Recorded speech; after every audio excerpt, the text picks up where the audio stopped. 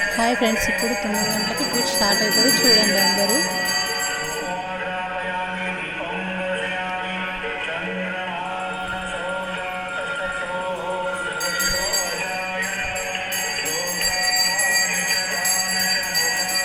ఇప్పుడు సాయిబాబాకి ప్రసాదం అందిస్తున్నారు. చూడండి.